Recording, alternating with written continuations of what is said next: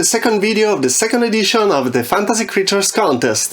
If you don't know what I'm talking about, I refer you to the first video, which you can find in the description or inside the playlist. Otherwise, we can proceed. This is the concept expansion video. I had put among all the proposals, and at the end of the video I will make a summary of all the species.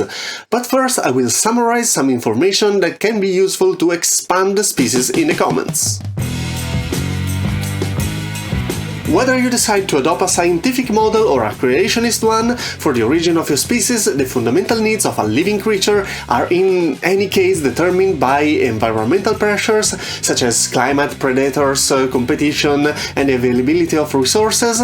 In general terms, these needs can be traced back to three large categories: feeding, reproducing, and surviving. Some useful questions to ask yourselves, for example, is how did they evolve to perform these tasks? What system did they devise or build? What difficulties they face and how they overcome them? And what traditions or beliefs derive from them? Nourishment and supply are the main concern of any living being. You can ask yourself what type of food they need, whether they must compete with other species to obtain it, and whether they have developed particular physical characteristics to procure it. Reproduction is another central aspect. It's worth reflecting on all the phases of the life cycle. How is birth managed within society? Are there specific places dedicated to childbirth? Do they lay egg? Do they have defined reproductive periods? Do they present secondary sexual characteristics such as seasonal plumage or typical coloration of the mating period? Surviving is obviously of vital importance. Think about what the main predators are in case of an archaic race, or the greatest environmental and technological risk in case of a more advanced and modern one. How do they avoid them? How do they defend themselves? At this point, your creature has risen from the slime from which it was born, and its civilization has grown to become a complex society. But how is such society built?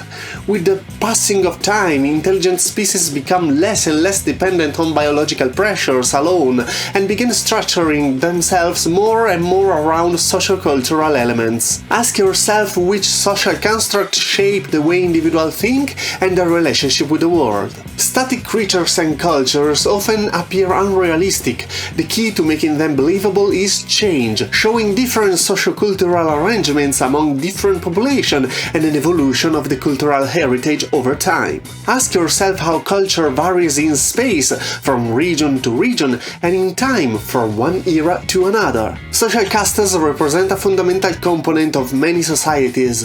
Think about which one may exist in your world and whether they are rigidly defined or with more blurred boundaries.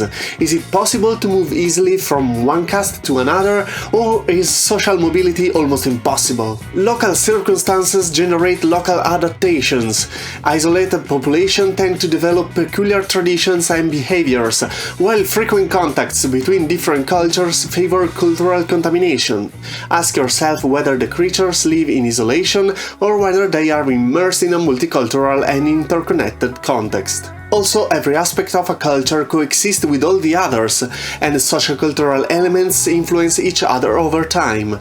A philosophical current can inspire political movements, which in turn can transform the system of social classes, and consequently the economic one.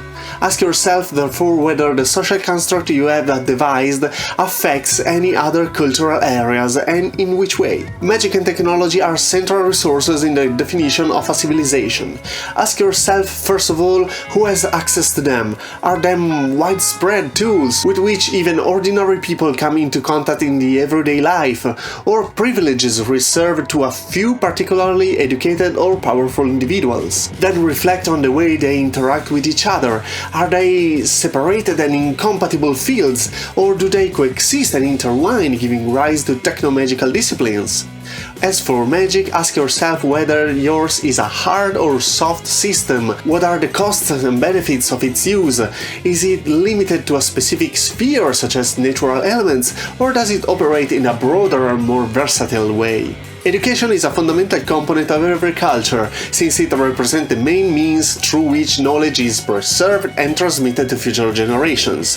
Think about what systems are used to accumulate and spreading knowledge, taking into account that they will be largely dependent on the technological level of the society. Also ask yourself whether there exists a public education system or whether this is considered a right. Finally, evaluate whether there are social classes with privileged access to knowledge or groups of people holding exclusive sets of knowledge. The spiritual dimension is always a significant element, whether it occupies a central role in a society or is it almost completely absent. Reflect on the adopted religious system and on the relationship with different creeds.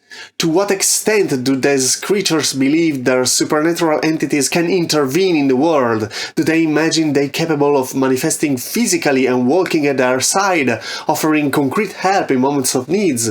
Or do they consider them distant presence which at most can send signs or omens? Also ask yourself what are the beliefs about the origin of the world and of life.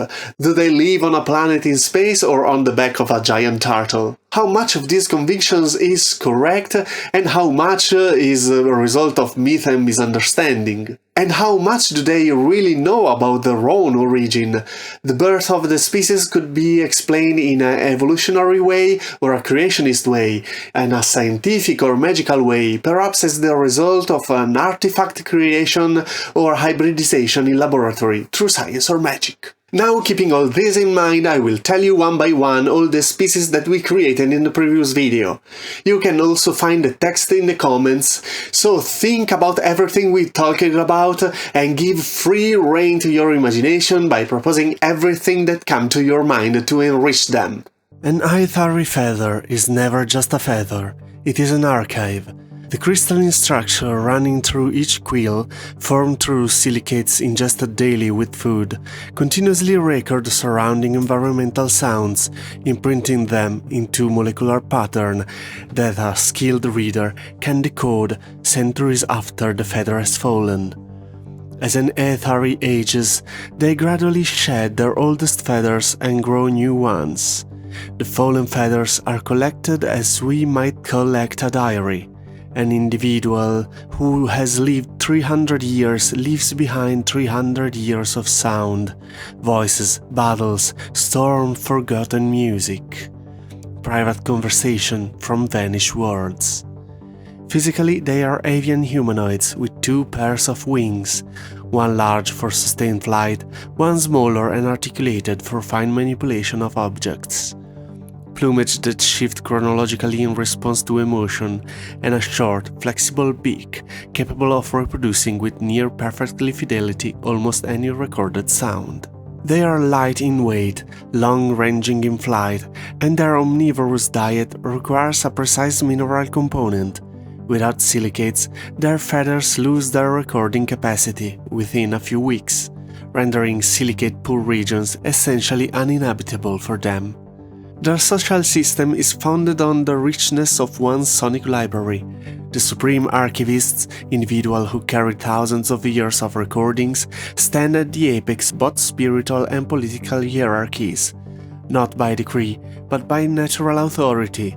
For anyone wishing to understand how something functioned 500 years ago must come to them. A thriving market exists for fallen feathers, with strict regulation concerning authenticity. A false feather, stripped by its crystalline structure and filled with artificial recordings, is the gravest cultural crime an Aethari can commit. The echo singers embody their magic, practitioners who learn to reproduce sounds with real physics effect by exploiting the principle of resonance. The precise frequency of a crystal breaking point can shatter actual crystal. The correct tone can collapse bridges or open locks. It is a discipline requiring decades of study and absolute precision in control of the beak. Their cosmology is directly rooted in this belief. They hold that the world was sung into existence by a primordial voice, and that every preserved sound is a fragment of that original creation. The death of an Aethari without descendants to inherit their feather is, in their view, an irreparable cosmic loss. Sounds no one will ever hear again. Fragments of creation dissolves into silence. Cymori. The Cymori sell what does not exist, and their market is the largest in the known galaxy region. The chromatophore cell of their skin, evolved far beyond simple camouflage, are capable of projecting into the surrounding environments holograms of increasing quality and complexity. Images, scenes, entire environments that envelop the observer in visual experiences indistinguishable from reality for minutes at a time. Upon this ability, they have built an economic empire founded on simulation. They sell memories of places never visited, experiences of events never lived, emotions evoked through landscape projected with psychological precision. Physically, they are humanoid cephalopods with lower tentacles for locomotion and upper tentacles for manipulation.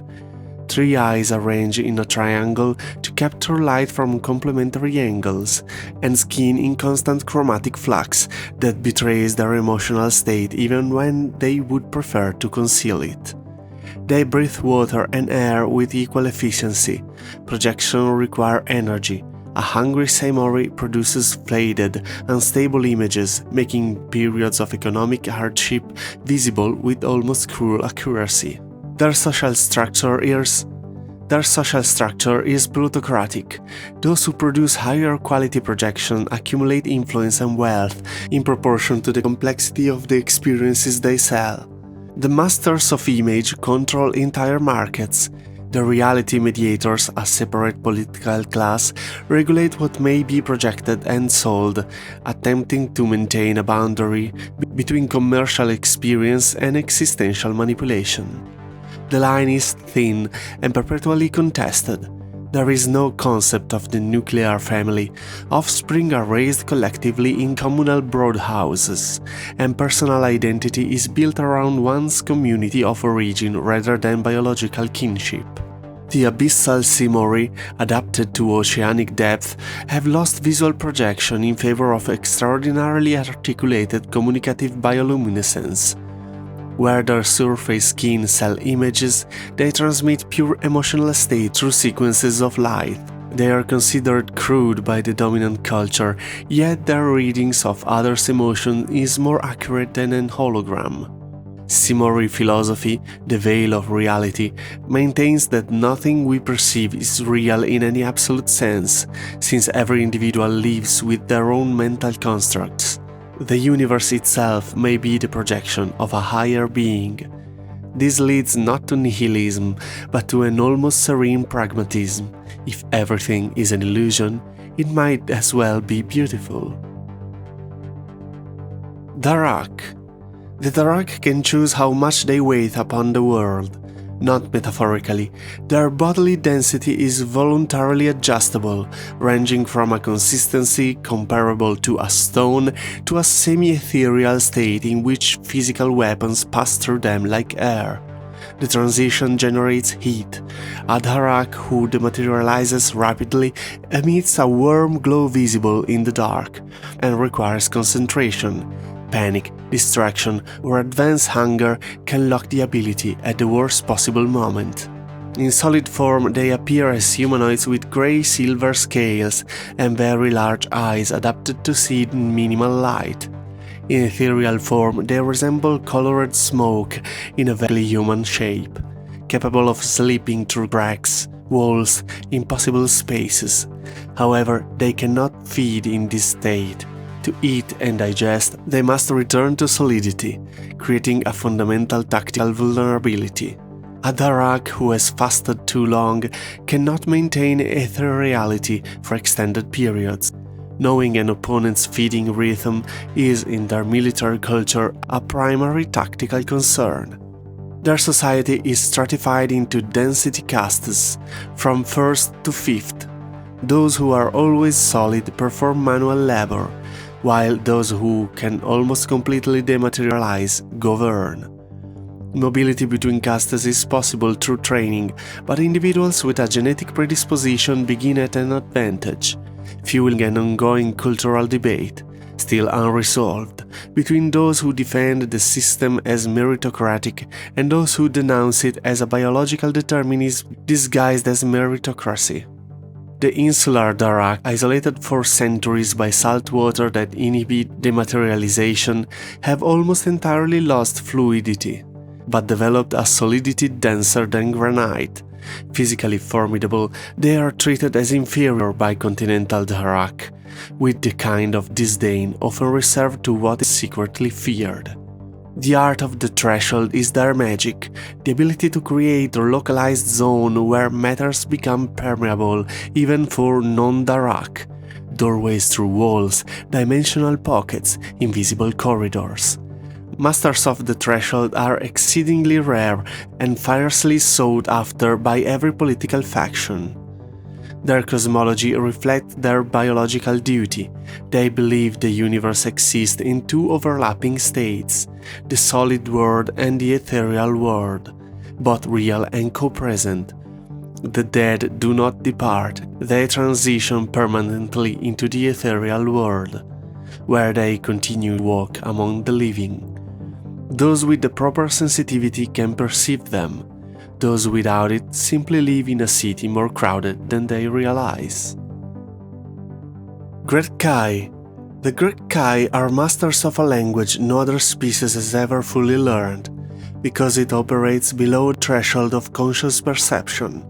Their wings, two pairs of extremely thin membranes always visible along their backs, are not used solely for flight. They are communication instruments as precise as a musical score, capable of producing infrasounds that other species do not hear as sounds but experience as sudden emotional states. Trust, calm, urgency, revenge. This has made the Grethkai the most effective diplomats in the galaxy, often without their counterparts understanding why they trust so deeply. Physically, they are humanoid insects with amber-brown exoskeleton, 6 functional limbs, and long antennae used to calibrate their vibration reception of the environment. They stand at a height comparable to humans. Their voices can produce articulate sounds to communicate with other species, but among themselves they prefer their wings. Infrasonic conversation is faster, more nuanced, and convey emotional information that verbal language cannot contain. Learning to distinguish the frequencies of other wings requires years. Masters one own requires decades. They live in underground megalopolis, labyrinths of chambers and tunnels built with absolute acoustic precision, where every wall is designed to amplify or dampen specific frequencies. Collective decisions are made in vibrational assemblies. A proposal that gains consensus quite literally makes the wall of the common space tremble, while a rejected proposal falls into silence. There is no centralized government, each megalopolis is an autonomous organism, and the few interurban coordination structure exists because Grethkai wings can also transmit over long distances, through networks of resonance amplifiers that span entire continents. Their relationship with food is radically different from that of almost any other species. They are detritivorous, feeding on decomposing organic matters, and within their cities they cultivate fungi and microorganisms in specialized chambers. They do not require fresh food, they have no natural predators in the underground environment, and this makes them ideal for long-duration missions in hostile settings, a quality not overlooked by interstellar military powers seeking to recruit them. Their cosmology is sonic. They believe in the great vibration, the primordial sound that generated the universe. Every living being is an echo of that original frequency, and their religious rituals consist of assemblies seeking increasingly complex combinations of infrasounds in an attempt to approach the original tone. No one knows whether anyone has ever succeeded, but there is an oral tradition, transmitted of course in infrasonic frequencies that no non-Grethkai has ever been able to record, telling of an individual who centuries ago produced the exact frequency for a single instant. The walls of his city, it is said, trembled for 3 consecutive days. Korrath. Among the Korrath, lying is not impossible, but it is costly. Their saliva contains a neurochemical compound that, when it comes into contact with another individual's mucosa, opens a temporary empathic channel. For several minutes, the two share emotion, surface thought, and fragments of recent memory. The link, as they call it, is entirely involuntary in its reception. One cannot choose not to feel what the other transmits. To lie during a link is to act against one's own physiology, and the physical discomfort is proportional to the magnitude of the falsehood. Korrath politicians are amongst the most honest in the galaxy, not by virtue, but by the biological necessity.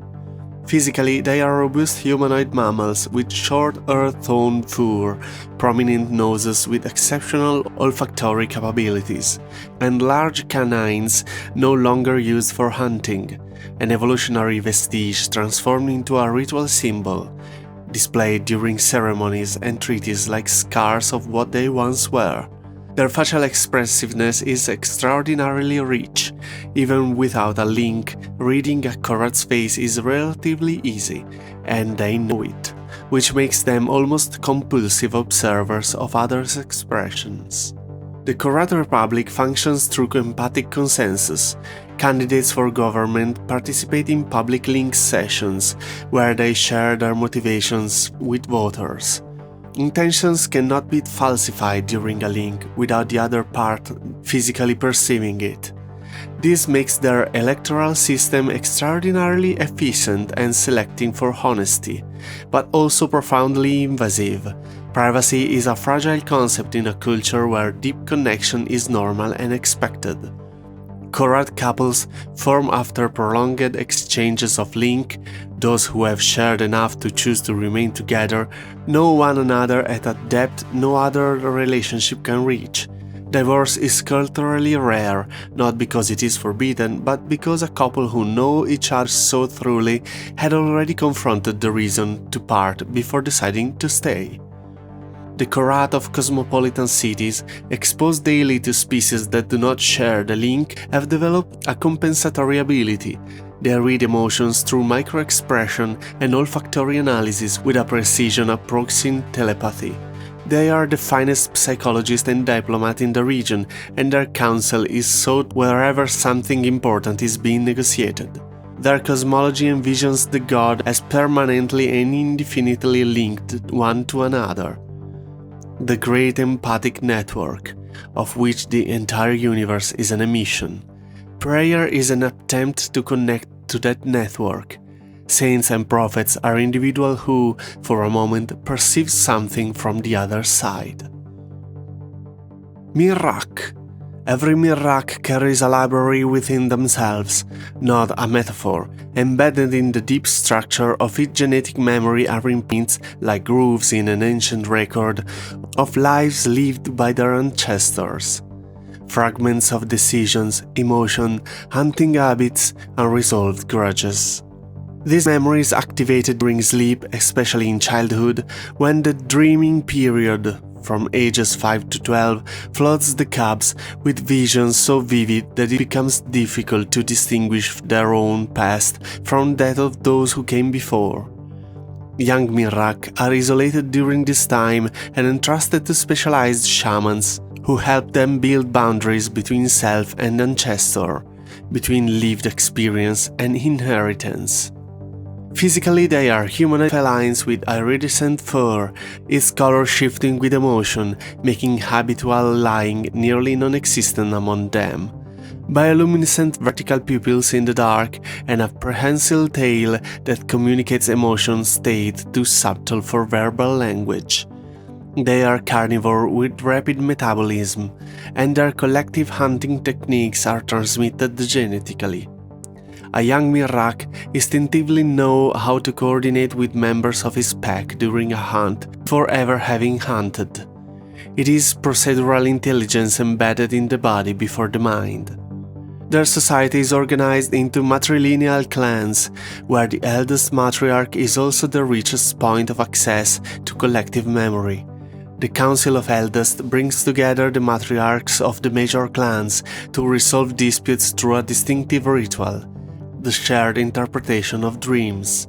Two clans in conflict present their matriarchs, who recount ancestral vision involving the other family, and meditation consists of separating ancient memory from present wrong. This does not always succeed. Genetic memory can awaken grudges between clans that the living Mirrak has never directly experienced. And mediators specialize in these crises of ancestral identity are among the most valued figures in their society. The tragedy of the modern species is the city. An urban Mirrak immersed in artificial rhythm and environments disconnected from nature struggles immensely to keep the two layers of memory separate. An incidence of dissociative crisis in metropolitan areas is high and rising, and Mirrak psychology is a youth discipline that has yet to find convincing answers. Their cosmology, however, offers at least one consolation. The dead do not vanish as long as a descendant survives to carry them. True death, the final and irreversible kind, is the extinction of an entire lineage. For this reason, exterminating a clan is not merely murder, it is a cosmic crime without an adequate name. Solkari.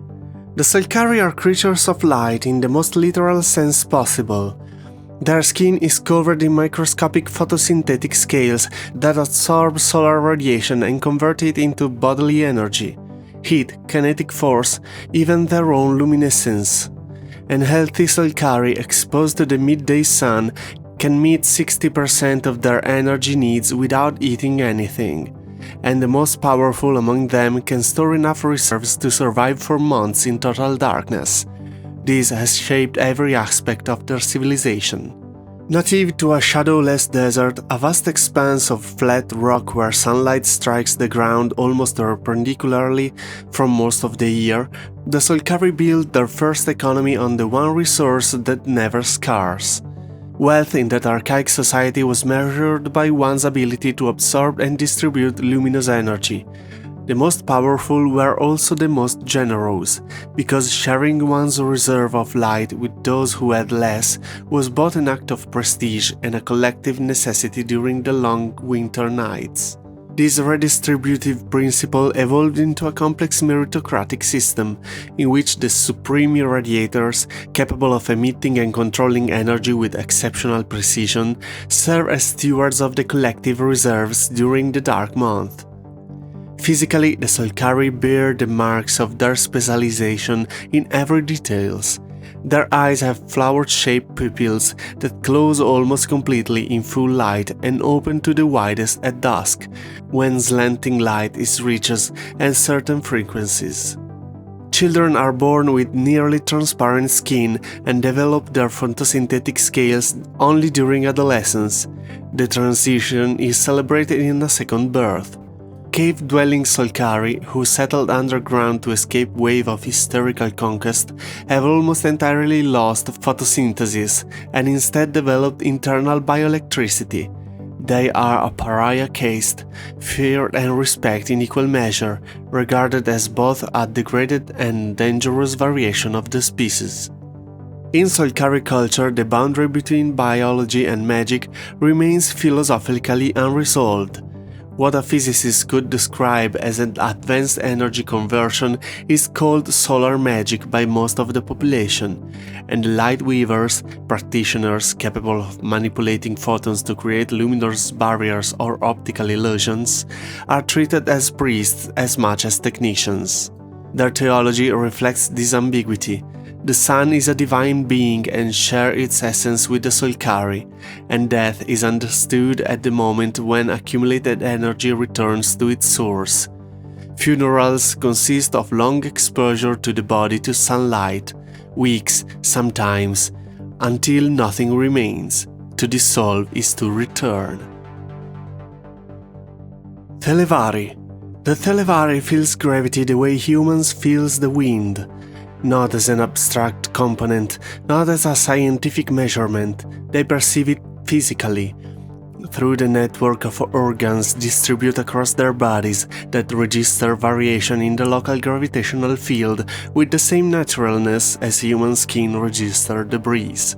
They live in orbit around the white dwarf star, where radiation that would kill any other species within hours is nourishment to them. 80% of their energy needs come from the direct absorption of cosmic radiation, the remainder from plants cultivated in pressurized chambers. Their bodies are translucent, threatened with an inner lights that shift from blue to violet depending on the emotional state and absorbed energy levels. Their eyes are completely white, adapted to the direct observation of stars without protective filters. 4 arms, 2 for fine manipulation, 2 for strength-demanding tasks, mark the physical legacy of a civilization that has always operated with complex structure in variable gravity. Newborns are completely opaque and become translucent during their first year of life. As the body learns to absorb and transmit radiation, premature birth, arriving before the optimal stellar activity cycle, often results in permanent difficulties with this process. Their civilization is an astronomical theocracy in form, but a scientific meritocracy in substance. The Council of Astronomancers governs, yet rank within the hierarchy depends on the ability to interpret gravitational variations and predict stellar events. A correct prophecy, reading the behavior of one star as a physician reads a heartbeat, elevates social standing. An incorrect one diminishes it. The nomadic Thelvari of the nebulae, who gather energy from multiple sources without orbiting a single fixed star, are considered lacking in devotion by their sedentary kin. In truth, they are the most adaptable of the species, and in times of crisis they are almost always the ones who survive. Graviturgy is their magic, the active manipulation of local gravitational fields. Practitioners can make objects immensely heavy or weightless, deflect projectiles, create gravitational traps. Supreme graviturges, exceedingly rare, can influence the trajectories of minor celestial bodies. Their cosmology assigns character and history to every star, treating each as a divine beings with whom one may form a relationship. Stellar pilgrimages, journeys to distant stars to pay homage, last generations, and the family who undertakes them know they will never return to where they began.